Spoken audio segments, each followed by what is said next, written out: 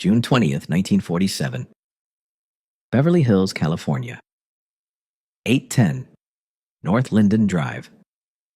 Benjamin Bugsy Seagull sat in the living room of Virginia Hill's rented mansion, reading the Los Angeles Times. The room was elegant, expensive furniture, thick curtains, the kind of luxury that came from skimming millions from the Flamingo Hotel in Las Vegas.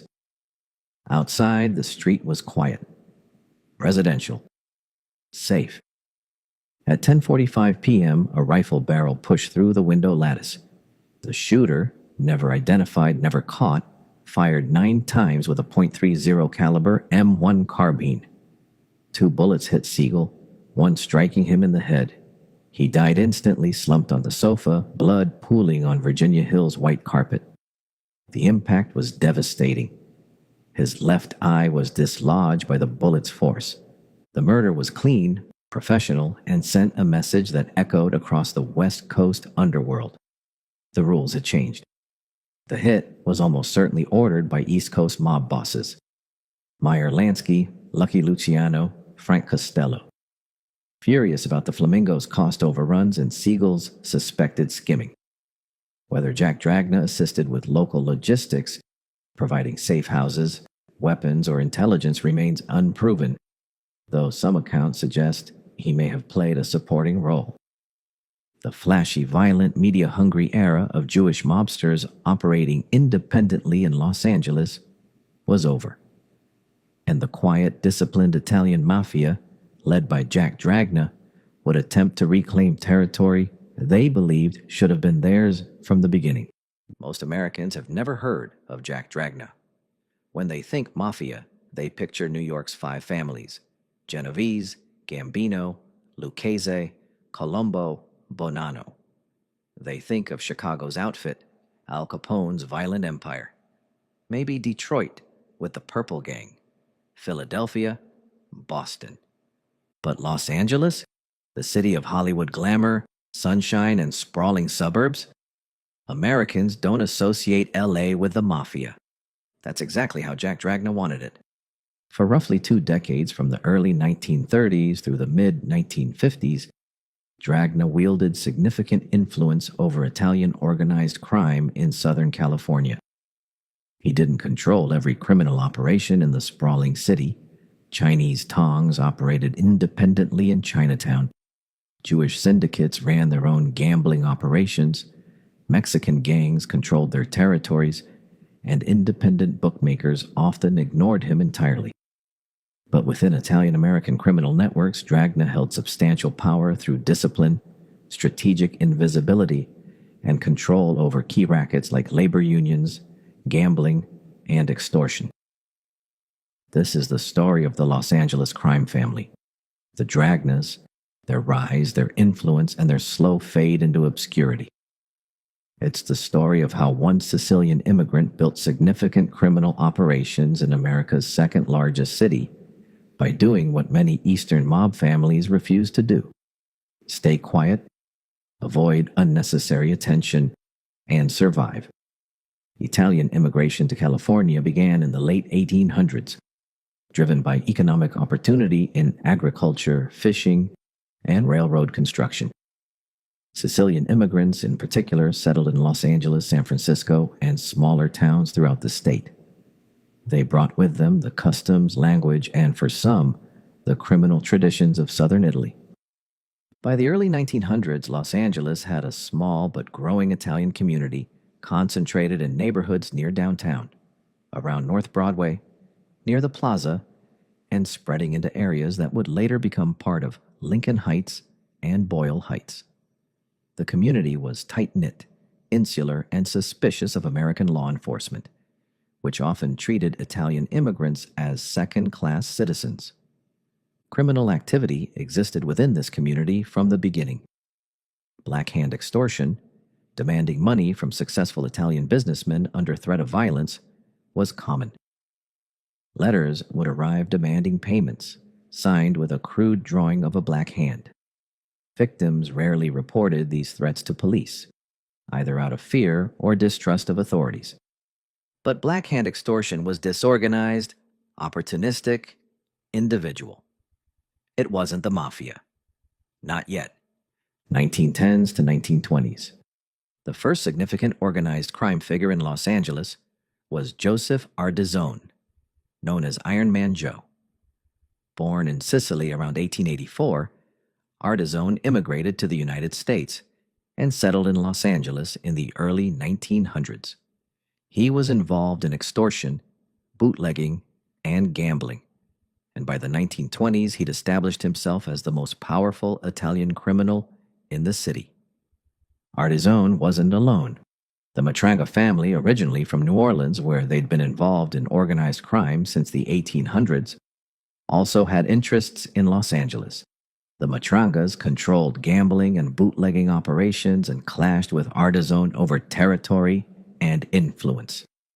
The conflict between Ardizone and the Matrangas was violent, but small scale. Murders occurred, associates disappeared, bodies were found in alleys or dumped in the desert. But the violence didn't attract significant media attention.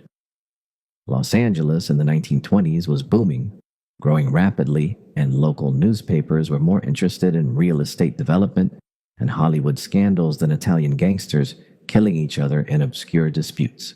This environment, rapid growth, weak political institutions, corruptible law enforcement, sprawling geography that made surveillance difficult, created perfect conditions for organized crime to flourish quietly. And into this environment, in 1914, arrived a Sicilian immigrant who would change everything: Ignazio Jack Dragna. April 18, 1891. Corleone, Sicily. Jack Dragna was born Ignazio Dragna in Corleone, Sicily, the same town that would later become infamous as the fictional birthplace of Vito Corleone in The Godfather. Corleone in the late 1800s was poor, rural, and controlled by the Mafia. Criminal organizations weren't separate from society. They were embedded in it, settling disputes, enforcing contracts, and providing protection in exchange for tribute. Dragna grew up in this environment, learning the codes, the hierarchies, the unspoken rules that governed Sicilian criminal culture. By his teens, he was likely involved in local rackets, though specific records from this period are scarce. In 1898, Dragna's family immigrated to the United States, settling initially in New York. Dragna was 7 years old. He grew up in Brooklyn and Manhattan's Italian neighborhoods, surrounded by the same criminal culture he'd left behind in Sicily, but now operating in an American context, with new opportunities and new challenges. By his late teens and early 20s, Dragna was involved in criminal activity in New York. He was arrested multiple times between 1914 and 1918 on charges including extortion and robbery. The arrests suggest he was working in black hand extortion or similar rackets, small-scale, violent, opportunistic crimes common among young Italian criminals in New York at the time. But Dragna was ambitious and smart. He understood that New York was crowded with Italian criminals, all competing for the same territory, all under constant pressure from police and rival gangs. Advancement was difficult. Survival required constant vigilance. So in 1914, Dragna made a decision that would define his entire criminal career. He left New York and moved to Los Angeles. Dragna arrived in Los Angeles with connections, family ties, possibly relationships with East Coast mobsters, and an understanding of how organized crime worked. But LA in 1914 was nothing like New York. The Italian community was smaller, more spread out, less organized. There was no established mafia family, no clear hierarchy, just individual operators like Joseph Ardizone running independent rackets. Dragna started small. He worked in the produce markets where Italian immigrants dominated the wholesale fruit and vegetable business. He built relationships, earned trust, and began organizing extortion rackets, forcing market vendors to pay for protection, which meant protection from Dragna himself. He also moved into bootlegging. Prohibition, which began in January 1920, transformed organized crime across America, and Dragna understood immediately that alcohol was the future.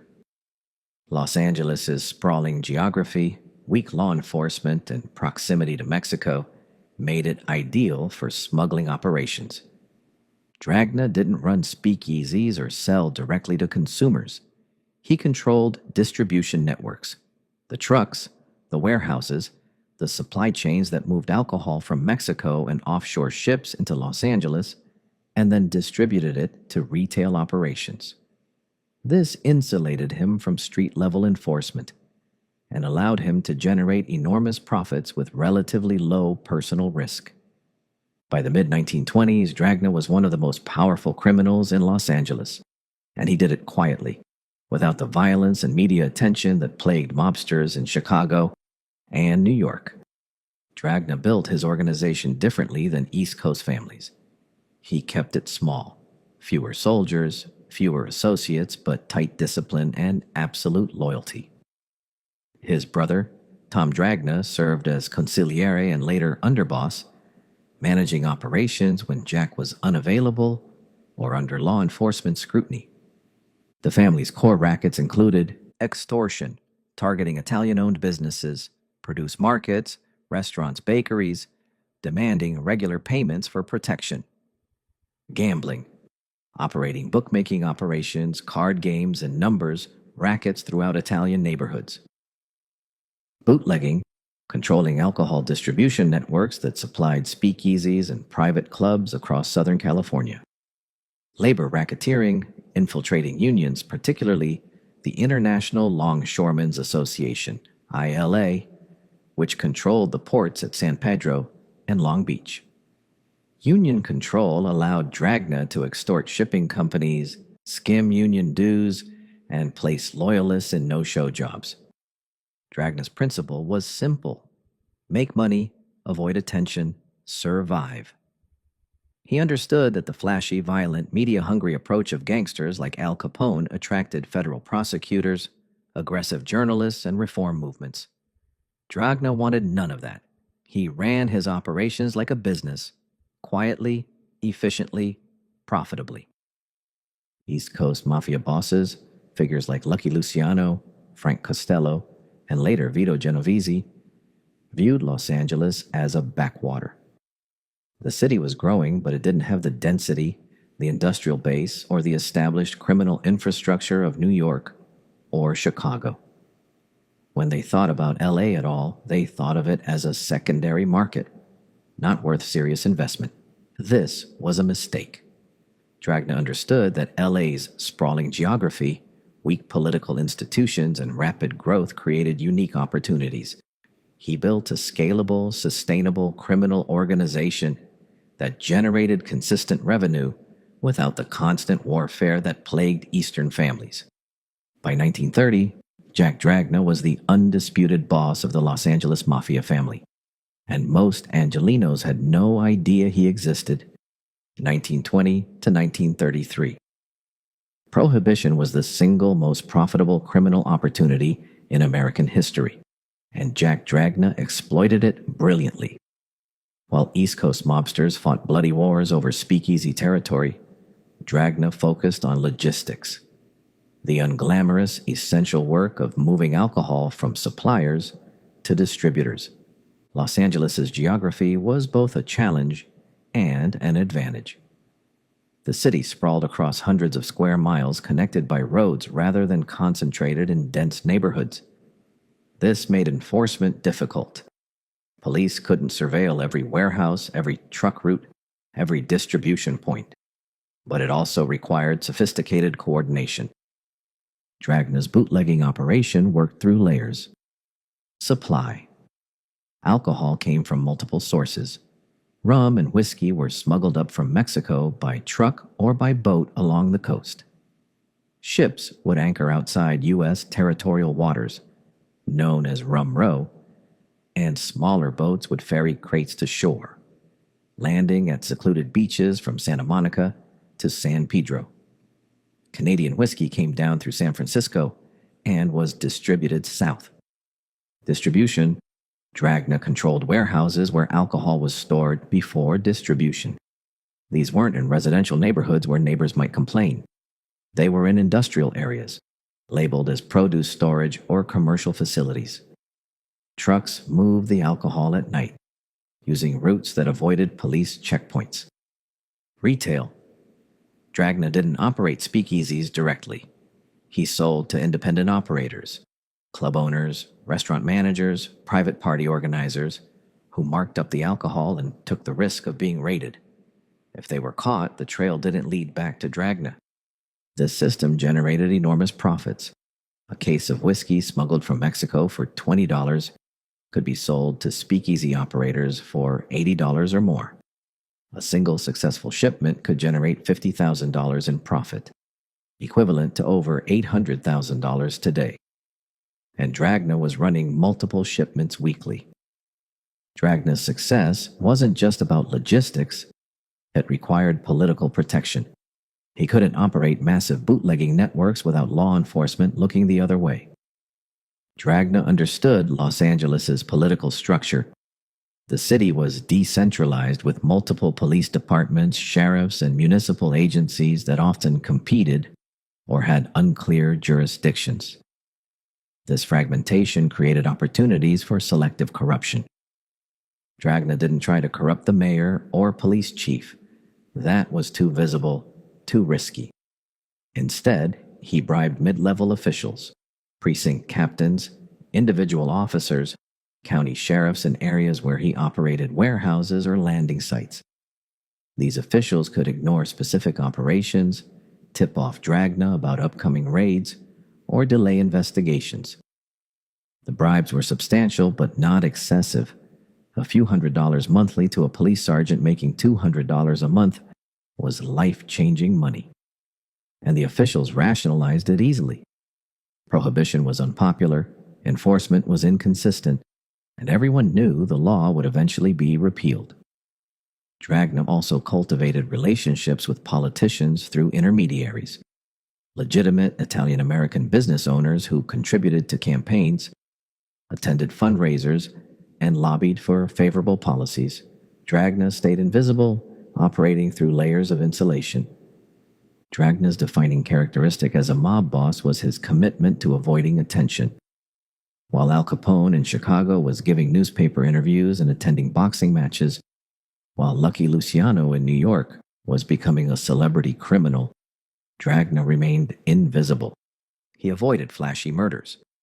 When someone needed to be killed, a rival, an informant, a business owner who refused to pay, it was done quietly. Bodies were buried in the desert or dumped in remote locations. If they were found, they were dismissed as gang violence between unknown criminals, not major news stories. He avoided turf wars. When other criminal groups operated in LA, Chinese tongs, Jewish syndicates, Mexican gangs, Dragna negotiated rather than fought. He understood that violence attracted law enforcement and that most criminal markets were large enough to share. He avoided media attention. Dragna never gave interviews, never appeared in gossip columns, never attended Hollywood parties. He dressed modestly, lived in a middle-class house, and conducted business in produce markets and union offices, not expensive restaurants or nightclubs. The result was remarkable. By the early 1930s, most Los Angeles residents didn't believe the Mafia existed in their city. Newspapers occasionally mentioned Italian criminals or black hand gangs, but there was no public understanding of an organized hierarchical criminal family operating across Southern California.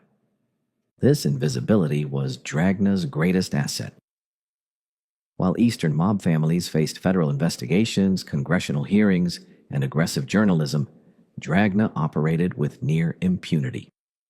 Los Angeles in the 1920s and 1930s was more ethnically diverse than Eastern cities, and organized crime reflected that diversity. Chinese tongs controlled gambling and opium distribution in Chinatown. Jewish gangsters ran gambling operations in West LA and Hollywood. Mexican gangs operated in East LA. Dragna understood that trying to dominate all these groups would create constant warfare and attract attention he couldn't afford. Instead, he negotiated. He allowed Chinese tongs to operate in Chinatown as long as they didn't expand into Italian neighborhoods. He worked with Jewish gamblers, sometimes partnering on operations, sometimes dividing territory. This pragmatism kept Los Angeles relatively peaceful compared to Chicago or New York, where ethnic gang wars generated constant headlines. And it allowed Dragna to focus on his core operations, bootlegging, labor racketeering, and extortion, without distraction. When Prohibition was repealed in December 1933, many mobsters faced a crisis. Their most profitable racket was suddenly legal. But Dragna adapted. He'd already diversified into gambling, extortion, and labor racketeering. Bootlegging had been enormously profitable, but it wasn't his only revenue stream. He shifted focus to gambling, bookmaking, card games, numbers rackets, and to labor unions, particularly the Longshoremen's Union that controlled the ports. These operations were sustainable, less risky than bootlegging, and generated consistent profits. By the mid-1930s, Jack Dragna's position seemed unassailable. He controlled the Los Angeles Mafia family with absolute authority. His operations were profitable and growing. Law enforcement barely acknowledged his existence. But in the late 1930s, a new threat arrived from the East Coast, one that would challenge Dragna's authority, generate the only significant mob violence in LA history, and finally bring the Los Angeles Mafia into the national spotlight. Benjamin Bugsy Seagull was everything Jack Dragna wasn't. Flashy, violent, media-hungry, and utterly uninterested in staying quiet. Born in Brooklyn in 1906, Seagull had risen through the ranks of the East Coast Jewish mob alongside Meyer Lansky, establishing himself as a feared enforcer and later as a sophisticated criminal businessman. By the mid-1930s, Seagull and Lansky, along with partners like Lucky Luciano, controlled significant gambling and bootlegging operations in New York. But they understood that the real future of organized crime was in expanding west. California was growing rapidly. Hollywood attracted wealth. And most importantly, Nevada had just legalized gambling in 1931, creating opportunities for massive profits. In 1937, Seagull moved to Los Angeles with the blessing and financial backing of the East Coast Syndicate.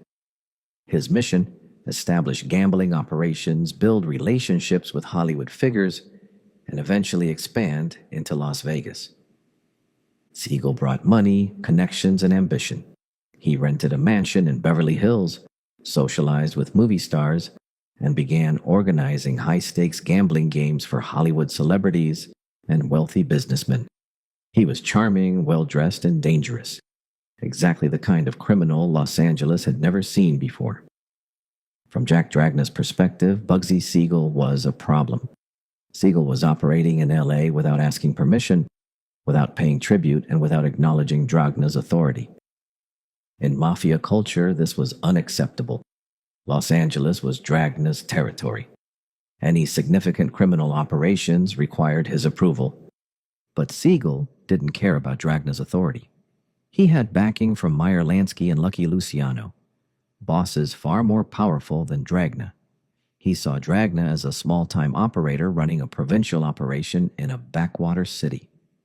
Seagull was building something bigger, a national gambling empire that would eventually include the Flamingo Hotel in Las Vegas. The tension between Seagull and Dragna represented a fundamental clash between two models of organized crime. Dragna's model: quiet, disciplined, focused on sustainable local operations. Avoid attention, maintain political protection, survive through invisibility. Seagull's model: flashy, aggressive, focused on expansion and innovation. Court media attention, build glamorous operations, dominate through personality and violence. Dragna believed Seagull's approach would destroy everything he'd built: the flashy Hollywood parties, the high-profile gambling games, the celebrity connections. All of it attracted attention. Newspapers started writing about gangsters in Hollywood. Police started investigating. Reformers started demanding crackdowns. Seagull, for his part, believed Dragna was irrelevant. The future of organized crime was in legal gambling in Nevada, in Hollywood connections, in building massive casinos that generated millions. Dragna's small-time extortion and union rackets were yesterday's game. The situation became more complicated with the arrival of Mickey Cohen, a violent, charismatic Los Angeles native who'd worked for the East Coast mob and returned to L.A. as Seagull's lieutenant. Cohen ran bookmaking operations, managed Seagull's gambling interests, and enforced discipline through extreme violence.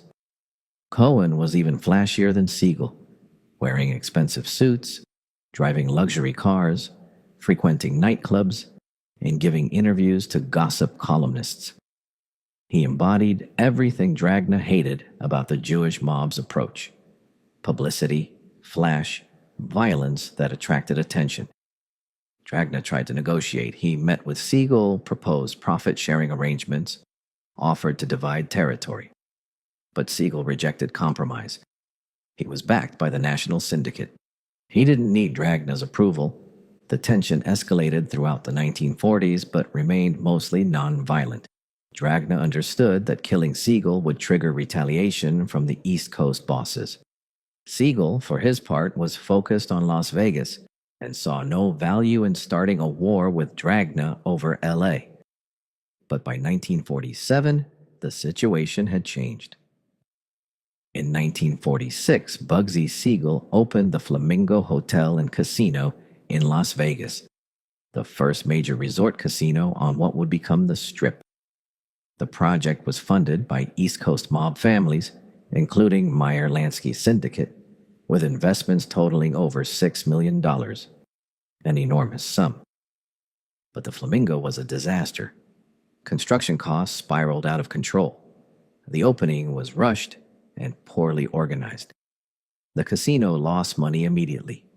And worse, Seagull was suspected of skimming, stealing money from the construction budget and hiding it in Swiss bank accounts with his girlfriend, Virginia Hill.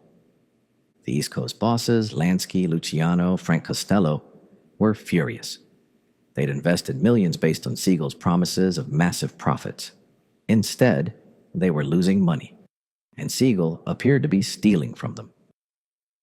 By early 1947, the decision was made. Bugsy Seagull had to be killed. June 20th, 1947.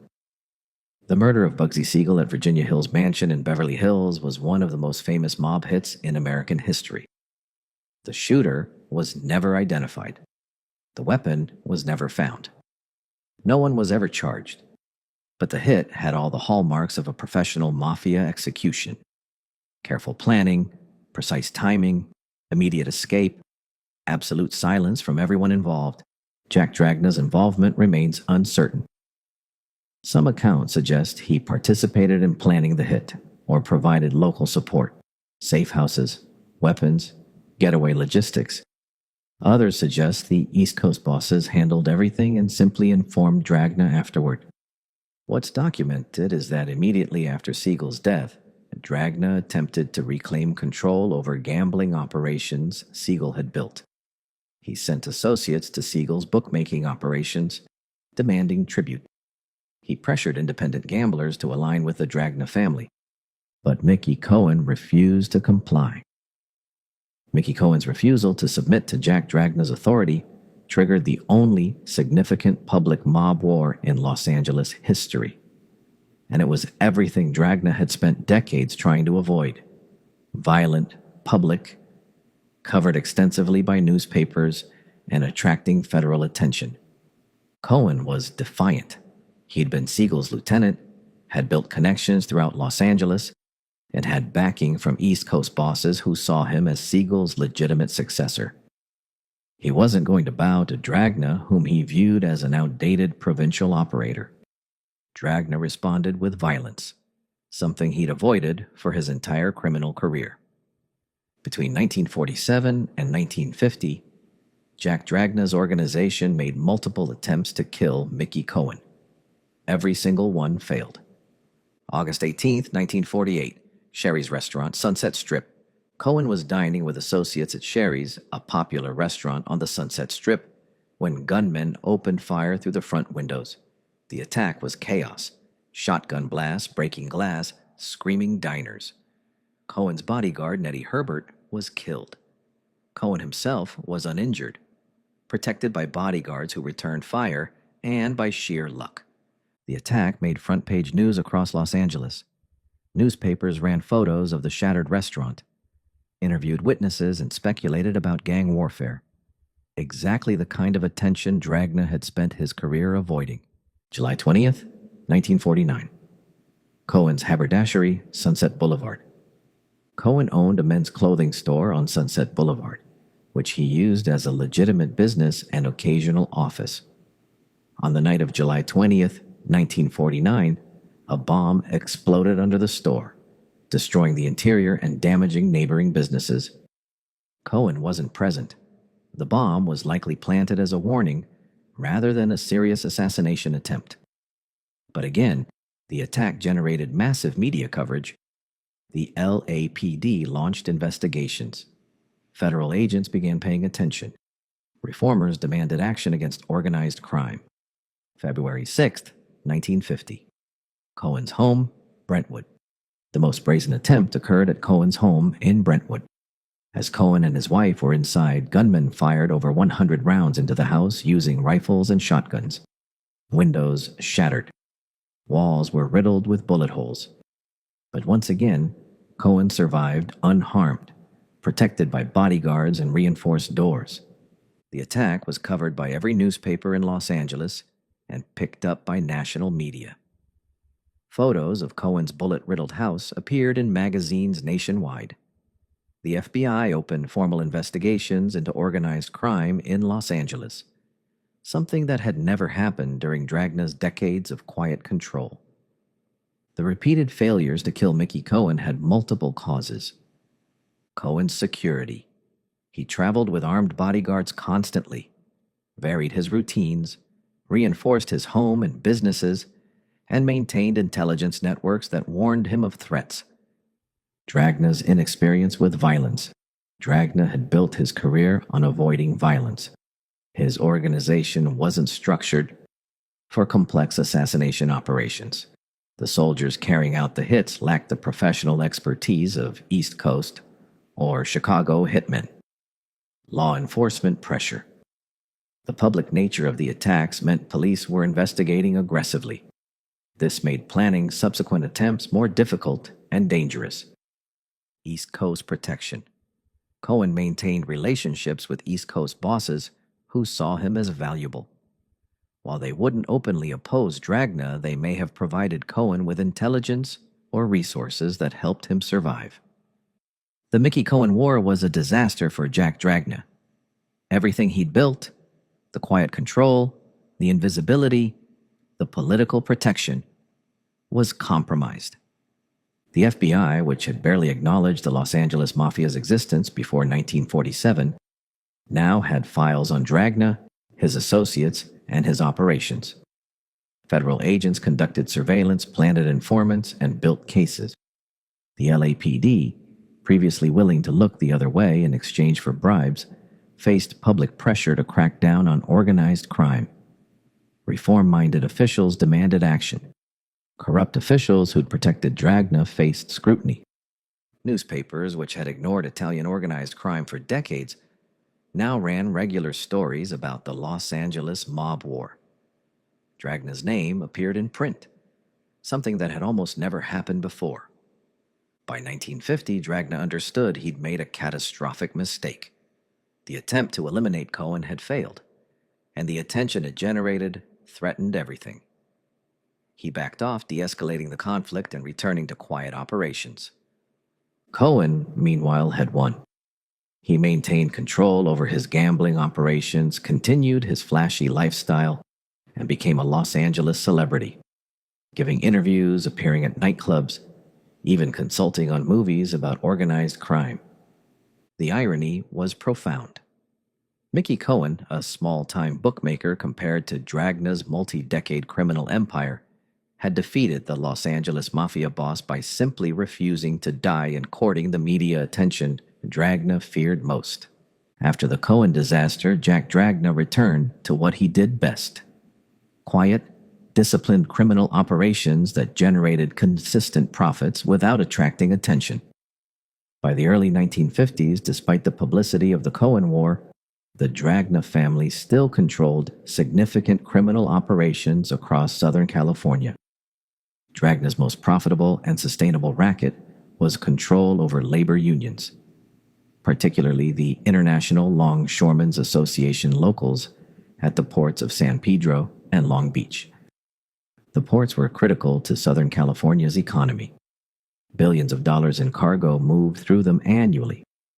Manufactured goods from Asia, agricultural products heading to foreign markets, military supplies during and after World War II. Control over the longshoremen meant control over who worked, who got contracts, and who could afford labor disruptions. Dragna's influence operated through multiple layers. Union leadership. Dragna placed loyalists in union leadership positions or corrupted existing officials through bribes and threats. These officials ensured that Dragna-connected companies received favorable contracts and that workers loyal to the family got the best jobs. No-show jobs. Union contracts often included positions that paid well, but required little actual work.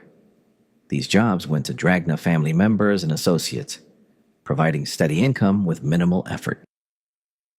Extortion.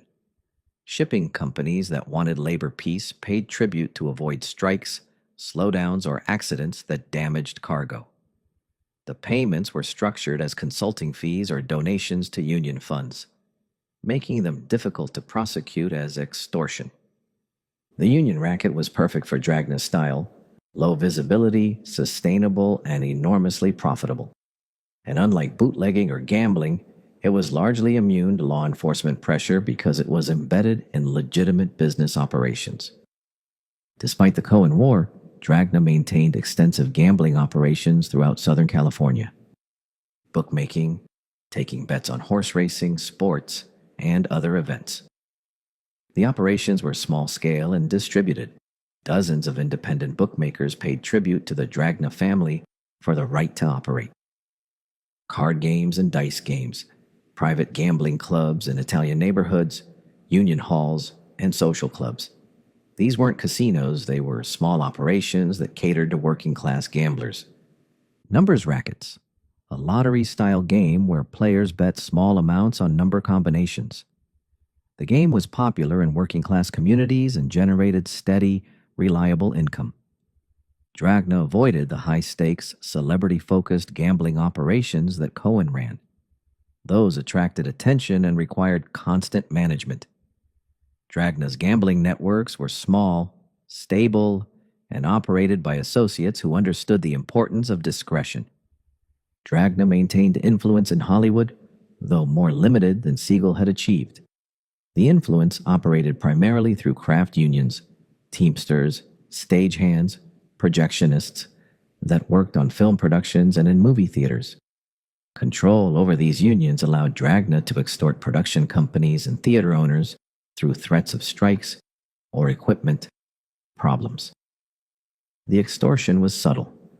Payments disguised as union contributions or consulting fees, and rarely resulted in public confrontations. Dragna also provided services to Hollywood figures, illegal gambling for celebrities, loans at usurious rates, and problem-solving for producers who needed labor issues resolved quietly. But Dragna understood Hollywood's limits.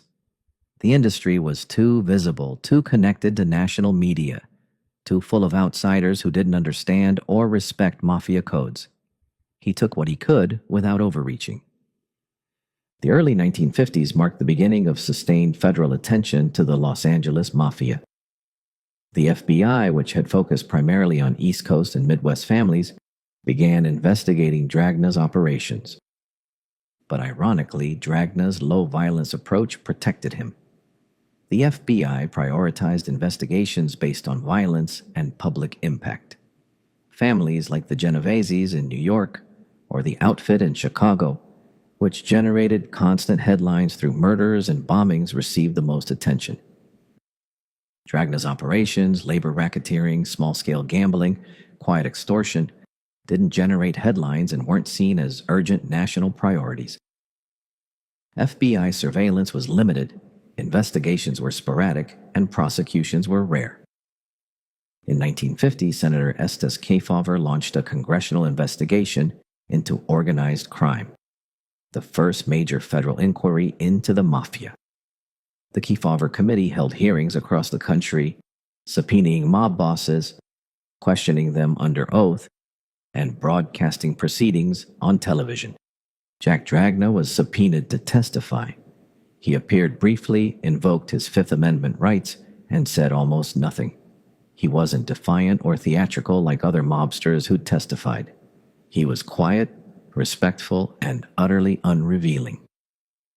The hearings generated enormous publicity for Eastern mob figures, Frank Costello, Meyer, Lansky. Others became household names. But Dragna remained obscure. Most Americans watching the hearings had never heard of the Los Angeles Mafia and left the hearings with the same impression. Dragna's invisibility, even during a national investigation, was remarkable. By the early 1950s, Jack Dragna was in his 60s and suffering from heart problems. His health declined steadily throughout the decade, limiting his hands-on management of family operations. Leadership responsibilities increasingly fell to his brother Tom and to underboss Frank DeSimone, a lawyer who'd been with the family since the 1930s. But neither man had Jack's strategic vision, his discipline, or his ability to maintain the careful balance between profitability and invisibility. Jack Dragna died of a heart attack on February 23, 1956, at age 64. His death marked the end of an era, over 30 years of disciplined, quiet control over the Los Angeles Mafia. His funeral was attended by family, close associates, and a few FBI agents conducting surveillance. There were no dramatic mob funerals, no processions through Italian neighborhoods, no media coverage. Even in death, Dragna maintained the invisibility he'd cultivated his entire criminal career. The question now was whether his successors could maintain what he'd built. They couldn't. When Jack Dragna died in February 1956, the Los Angeles crime family faced a succession crisis. The obvious choice, Tom Dragna, Jack's brother and longtime underboss, was aging and in poor health himself. He declined the position, preferring a semi-retirement role as consigliere. The family's ruling committee chose Frank DeSimone, a lawyer who'd been associated with the family since the 1930s. On paper, DeSimone seemed qualified. He was educated, sophisticated, understood both legitimate business and criminal operations, and had served as the family's legal advisor for years. In reality, DeSimone was a catastrophic choice. Frank DeSimone lacked the essential qualities that had made Jack Dragna successful: discipline, strategic vision, and absolute commitment to invisibility. DeSimone was sloppy. He talked too much, trusted the wrong people, and failed to maintain the security protocols that had protected the family for decades. He conducted family business over phones that were likely tapped, met with associates in public locations, and failed to vary his routines in ways that would complicate surveillance. He also lacked respect within the organization. Made men who'd worked under Jack Dragna, disciplined, experienced criminals who'd survived for decades, viewed DeSimone as weak, indecisive, and out of touch with street-level operations. Younger members saw him as an old man clinging to outdated methods in a changing criminal landscape.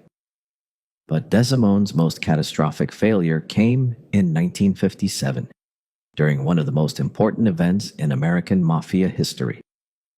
In November 1957, crime bosses from across the United States gathered at the estate of Joseph, Joe the Barber, Barbara, in Appalachian, New York. The meeting was intended to be secret, a summit to discuss national mafia business, resolve disputes, and coordinate operations. Over 100 mobsters attended, including bosses from New York, Chicago, Detroit, Philadelphia, and other cities. Frank DeSimone represented the Los Angeles family, traveling across the country to attend. The meeting was a disaster. Local police noticed the unusual number of expensive cars with out-of-state plates converging on Barbara's estate. They set up a roadblock. When mobsters realized law enforcement was present, they fled, running through the woods, abandoning cars, desperately trying to escape. Over 60 mobsters were detained, identified, and questioned. The Appalachian raid became national news, providing undeniable proof that a national organized crime network existed, something the FBI and federal prosecutors had suspected but never conclusively demonstrated. Frank DeSimone was among those caught fleeing. He was identified, questioned, and released. But the damage was done. The Appalachian raid triggered intensive FBI surveillance of everyone who'd been present. Agents planted bugs, tapped phones, and monitored the activities of identified mobsters. In late 1957 or early 1958, FBI wiretaps captured Frank DeSimone in a conversation where he explicitly acknowledged being a member of the Mafia and discussed organizational matters. The exact content of the conversation remains partially sealed, but court documents and later testimony confirm that DeSimone essentially confessed his membership and role in the organization. Something no disciplined mob boss would ever do, even in private conversations. The recording was inadmissible in court due to legal technicalities regarding how it was obtained, but it provided the FBI with invaluable intelligence. They now had confirmed leadership of the Los Angeles family, understood its structure, and had evidence they could use to pressure lower-level members into cooperation.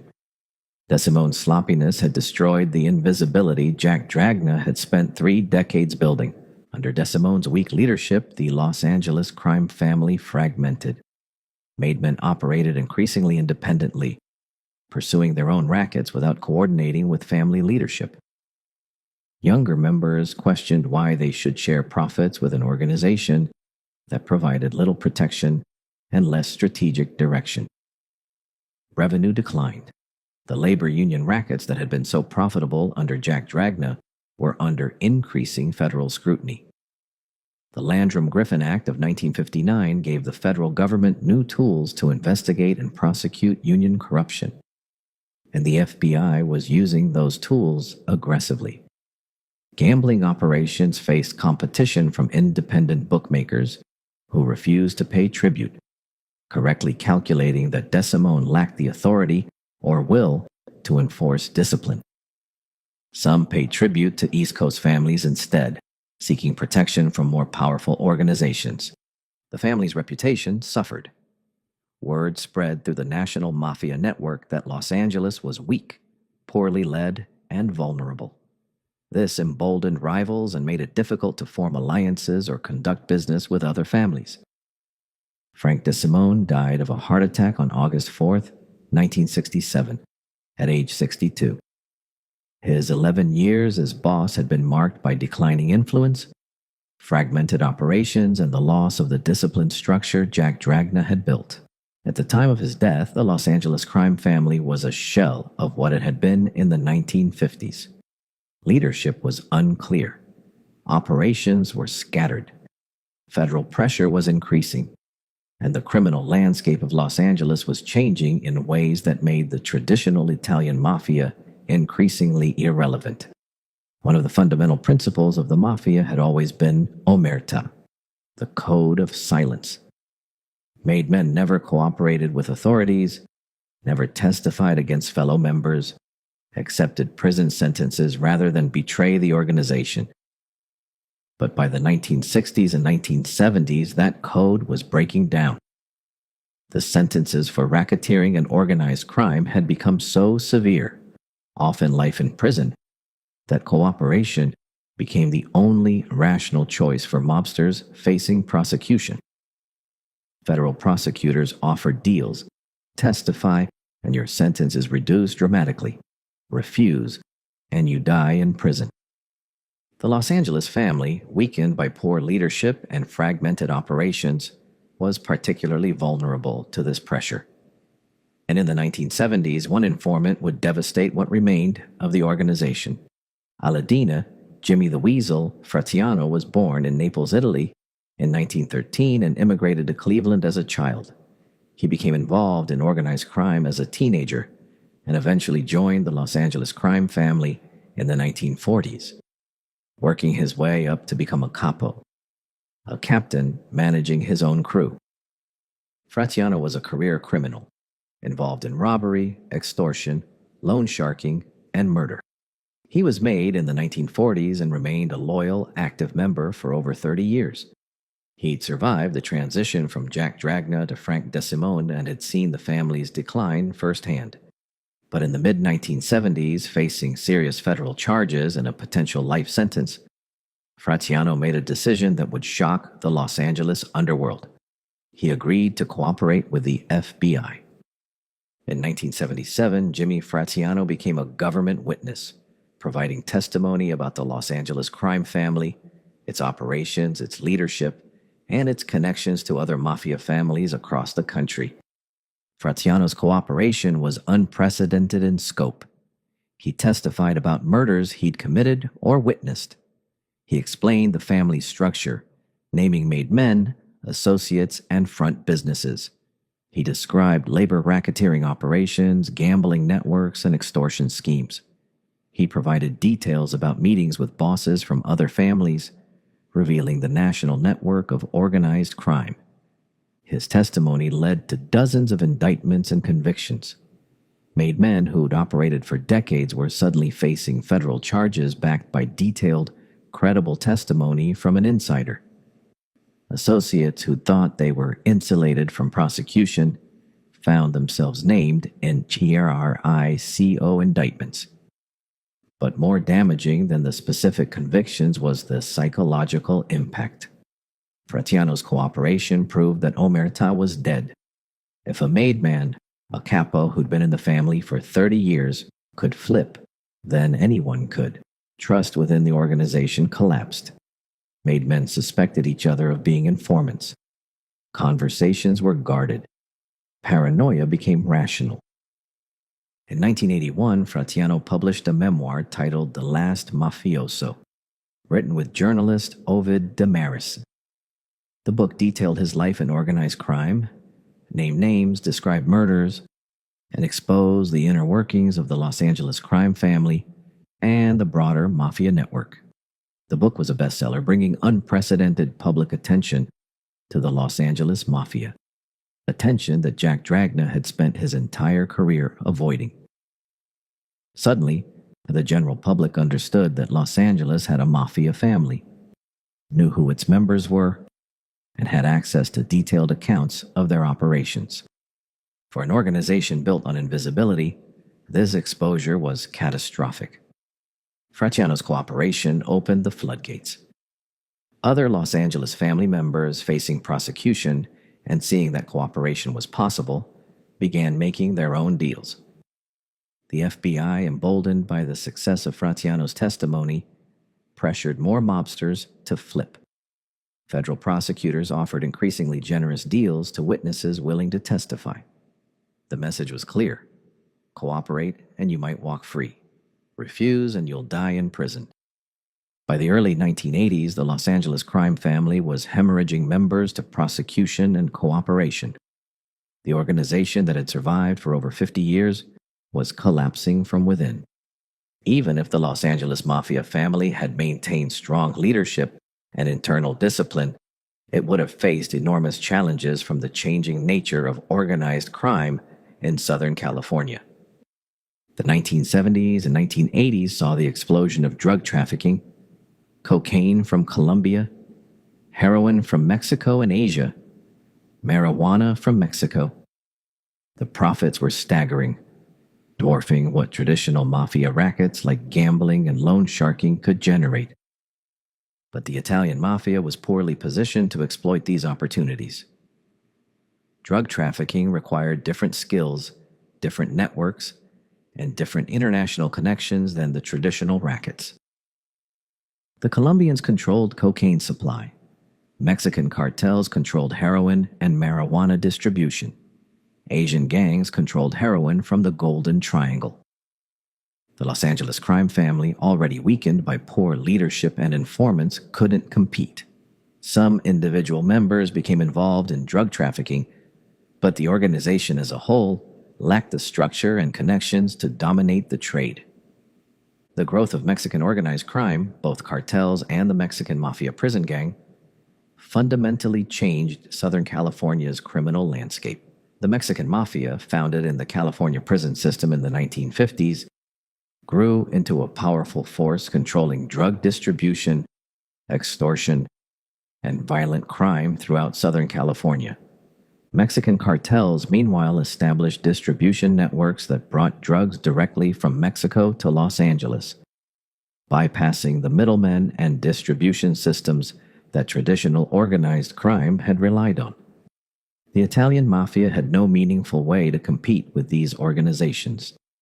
They lacked the ethnic connections, the supply networks, and the willingness to use the extreme violence that characterized Mexican organized crime. Chinese, Vietnamese, and other Asian criminal organizations emerged in Los Angeles in the 1970s and 1980s, controlling gambling, extortion, and drug trafficking in Asian communities.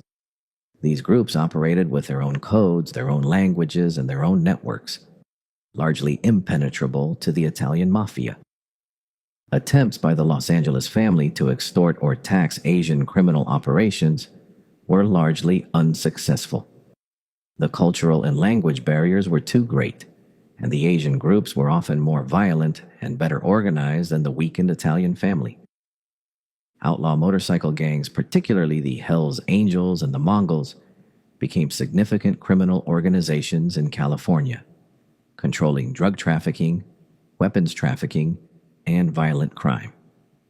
These groups operated with structures and codes that resembled the Mafia, but they were younger, more violent, and more willing to engage in direct confrontation with law enforcement. The Italian Mafia's traditional methods, corruption, intimidation, quiet control, were ineffective against biker gangs that embraced publicity, violence, and confrontation. Perhaps most damaging, the traditional rackets that the Mafia had controlled, bookmaking, loan sharking, labor racketeering, were increasingly dominated by independent operators who refused to pay tribute to a weakened, fragmented organization. Without strong leadership and the willingness to enforce discipline through violence, the Los Angeles crime family couldn't maintain control over these operations. Bookmakers operated independently. Loan sharks kept all their profits.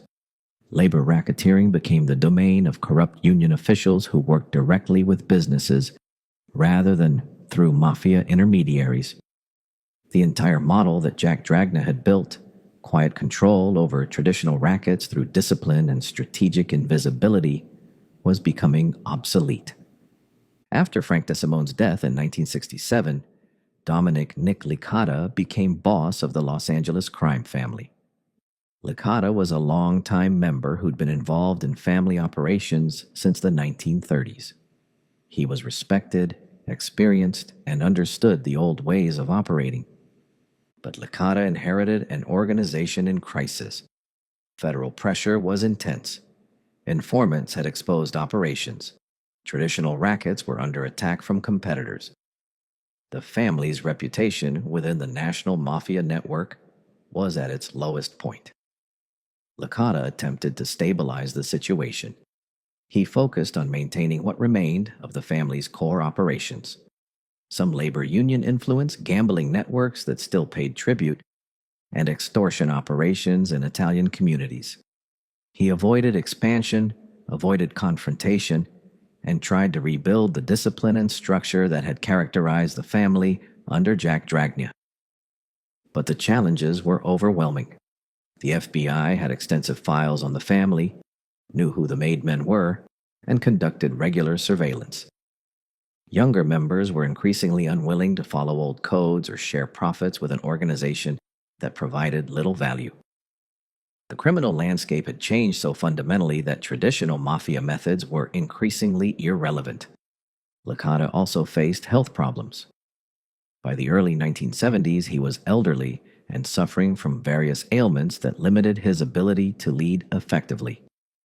October 19, 1974. Licata Dies. Nick Licata died on October 19, 1974, at age 77. His death marked the end of the generation of mobsters who'd worked directly under Jack Dragna and remembered the family's glory years. Leadership passed to Dominic Brooklier, who would face even more severe challenges in the late 1970s and early 1980s. Dominic Brooklier, born Domenico Brucialeri, became boss in 1974. He'd been a made man since the 1950s and had survived the transitions from Desimone to Licata. But Brooklier's tenure would be marked by constant federal prosecution, the devastation of Fratiano's cooperation, and the final fragmentation of the family. In 1975, Brooklier and several associates were indicted on charges related to extorting pornography distributors in Los Angeles. The charges allege that the family had demanded payments from adult bookstores and film distributors, threatening violence if payments weren't made. The case was emblematic of how far the family had fallen. Jack Dragna had controlled major industries, longshoremen's unions, produce markets, legitimate businesses. Now, the family was reduced to extorting pornography shops, a low-level racket that generated minimal profits and maximum law enforcement attention. Brooklier was convicted and sentenced to federal prison. He served time through the late 1970s, leading the family from prison through intermediaries and visiting family members. Jimmy Fratiano's cooperation, which began in 1977, devastated the Brooklier administration. Fratiano had worked closely with Brooklier and could testify about murders, extortion, and family operations in detail. Based largely on Fratiano's testimony, federal prosecutors indicted dozens of Los Angeles family members and associates throughout the late 1970s and early 1980s. Convictions followed. Made men who'd operated for decades went to prison. The family's already limited operations collapsed further. Brooklier himself faced additional charges based on Fratiano's testimony, but died before facing trial. Dominic Brooklier died on January 18, 1984, at age 69, while under federal indictment.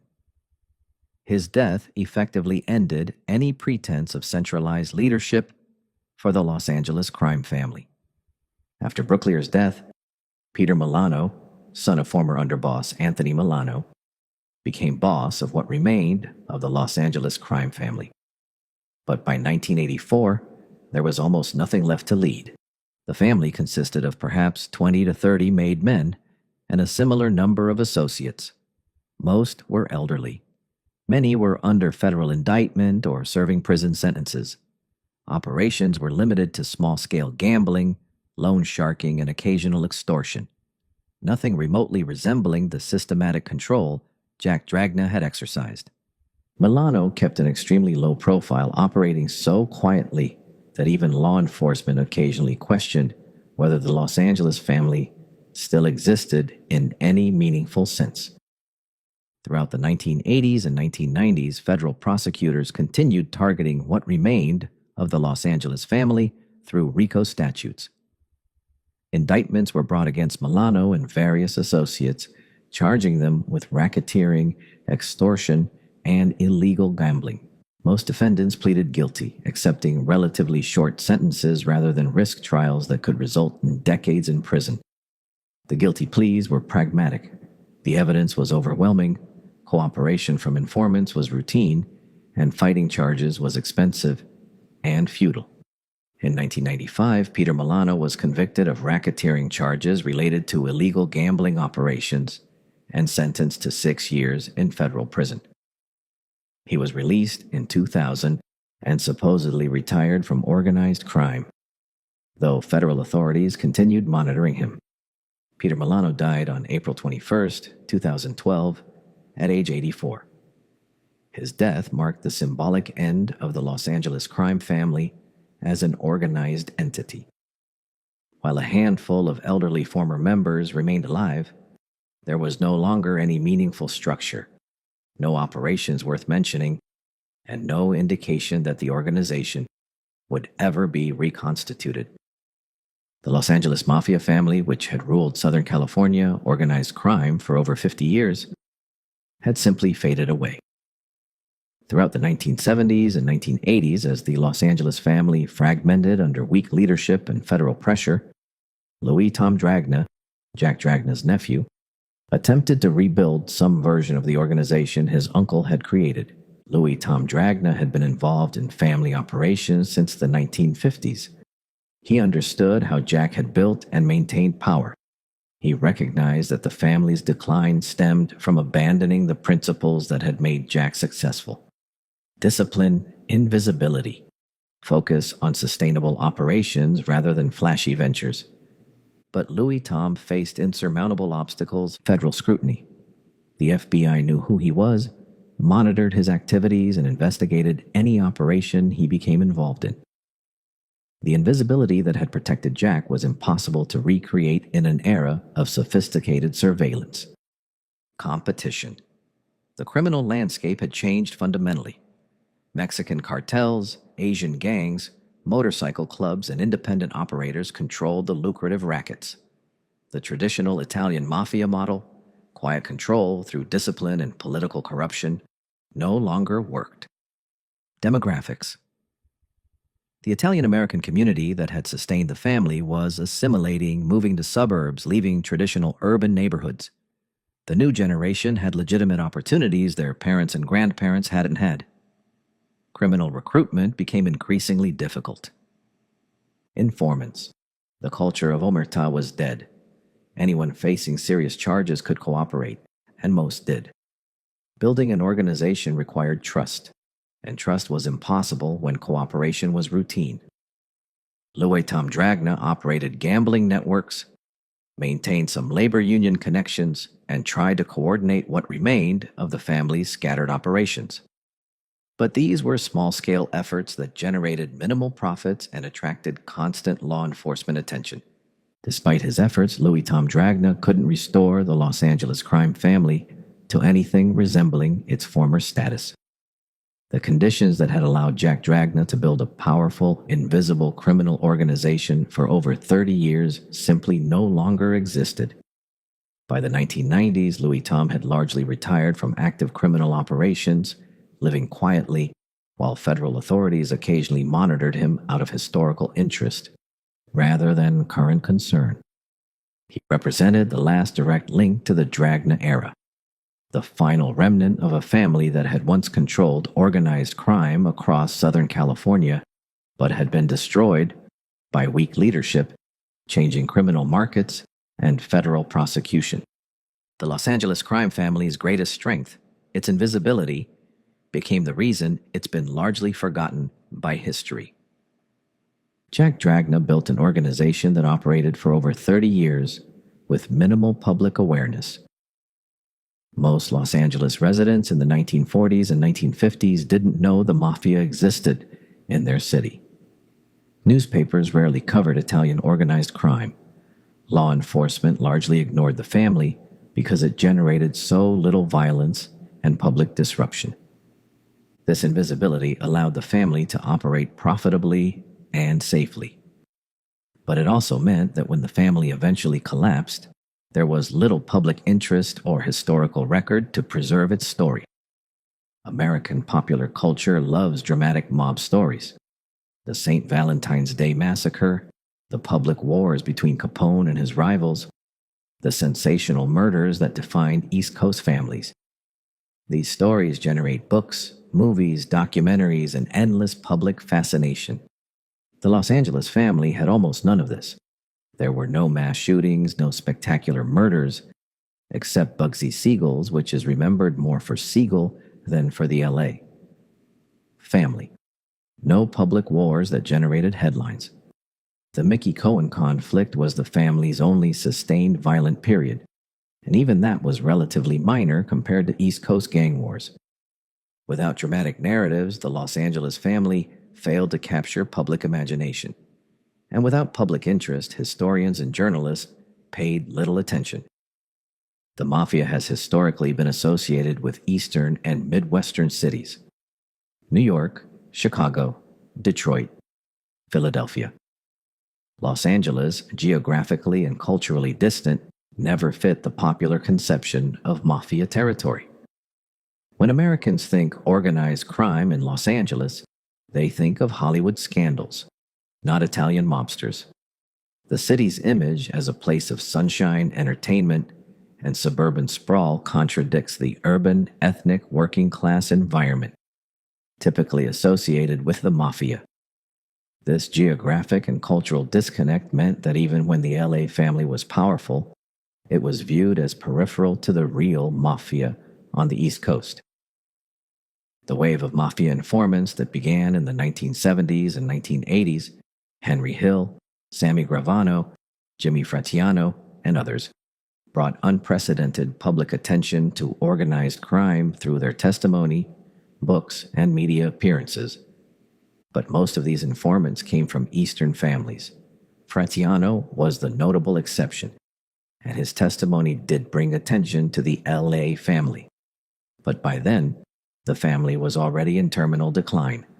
There was no dramatic organization to expose, no powerful bosses to bring down, no sensational murders to reveal. By the time the public learned about the Los Angeles Mafia, it was already essentially over. Books, documentaries, and films about the Mafia overwhelmingly focus on New York and Chicago.